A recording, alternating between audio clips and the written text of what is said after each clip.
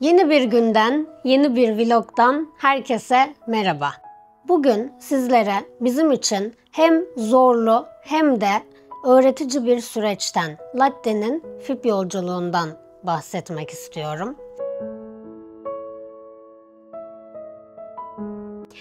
Bu videonun amacı sadece latte'nin hikayesini anlatmak değil, bu hastalıkla tanışan kedi sahiplerine biraz ışık tutabilmek. Peki FİP nedir? FİP, kedilerde görülen viral bir hastalıktır.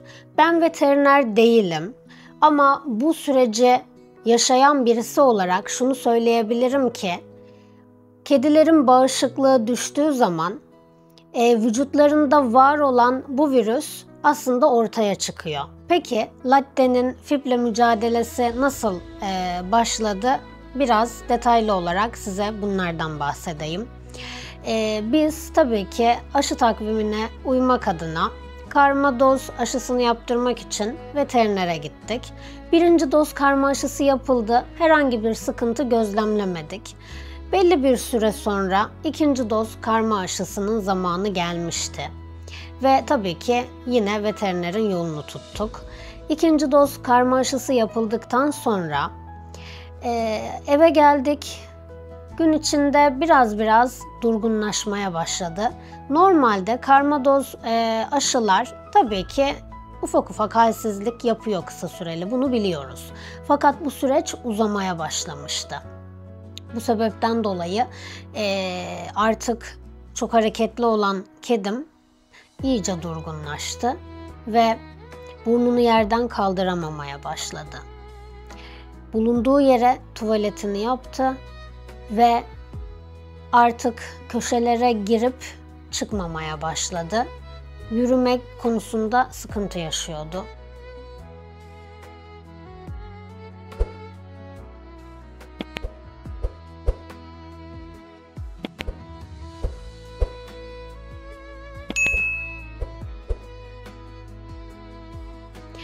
Biz tabii ki beklemedik, zaman kaybetmedik. Erken teşhis gerçekten insanlarda nasıl önemliyse, kedilerde de çok önemli, evcil hayvanlarımızda da çok önemli. Bu sebepten dolayı hemen tedaviye başladık, teşhis konduktan sonra. Tabii ki ben o zamana kadar FİP nedir hiç duymamıştım hayatımda. Biraz araştırdım, biraz veterinerimizin bilgilendirmesiyle aslında sürecin nasıl işleyeceğini öğrenmiş olduk. Sonrasında her gün sabah akşam veterinere gidiyorduk. Her gün sabah akşam ilaçlar, iğneler, serumlar.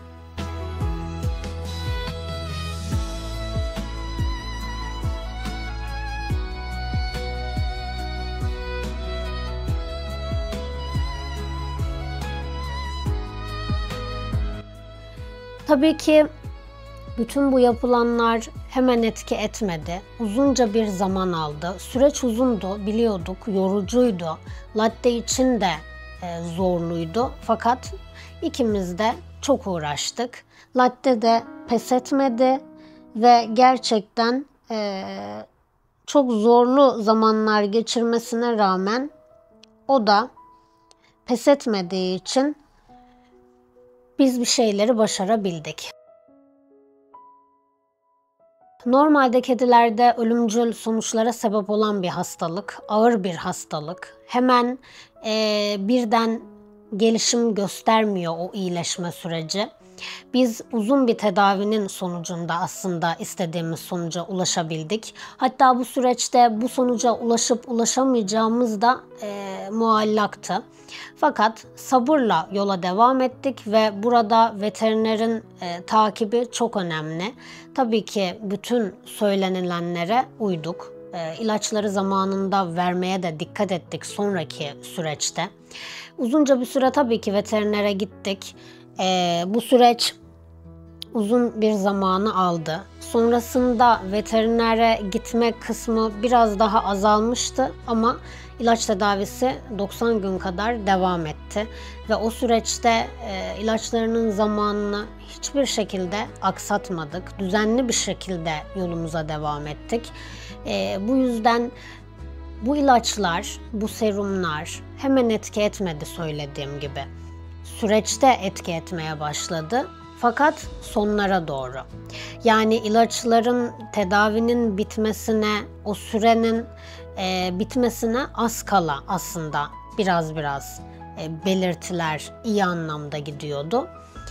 Sonra bu süreçte tabii ki şöyle bir durum da var. Çok inişli çıkışlı durumlar gerçekleşti. Bir gün iyi ise bir gün çok iyi değildi. Bunu söylemeliyim. Sabırla beklemek önemli. Sabırla yola devam etmek önemli. Bunu net bir şekilde söyleyebiliyorum. Hatta biz ilk halsizleştiğinde, durgunlaştığında, yürüyememeye başladığında veterinerden eve geldik ve otoparkta yukarıya çıkacağız, arabayı park ettik. Latte nefes almakta zorlanıyordu. Değişik bir miyavlama yaptı ve tekrar arabaya binip veterinere nasıl götürdüğümüzü ben bilmiyorum. O kadar panik yapmıştık. Gerçekten çok zordu. Çünkü elinizde bir can taşıyorsunuz ve o size bağlı. Hayatı sizin ellerinizin arasında.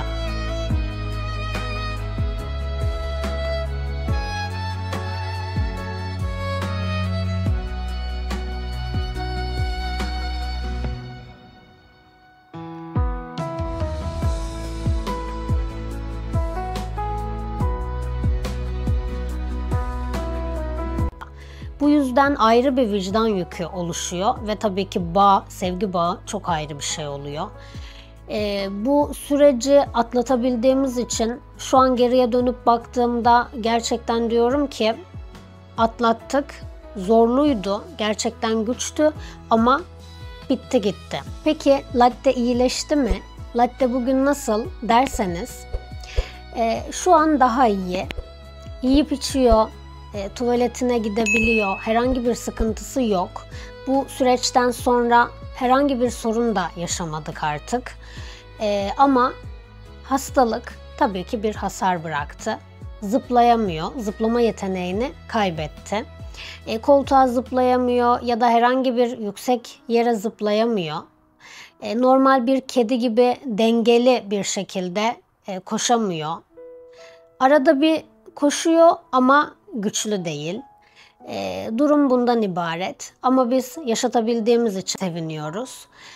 En azından normal bir şekilde hayatını sürdürebiliyor şu an. Anlayacağınız sinir sistemiyle ilgili kalıcı bir durum gerçekleşti.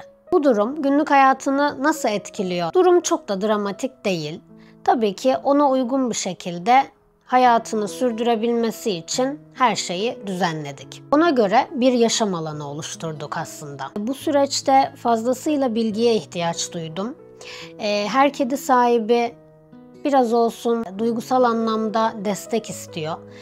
Doğru veterinerle doğru bir şekilde yola devam etmek, erken teşhis ve sabır çok önemli bu süreçte. Yani kendi psikolojik durumunuzu dengede tutmak durumundasınız. Hem kediniz için hem de kendiniz için. Bu süreç zorlu olsa da umutla yola devam etmek zorundasınız. Hiçbir şeyin garantisi yok hayatta ama önemli olan ne şekilde yürüdüğünüz.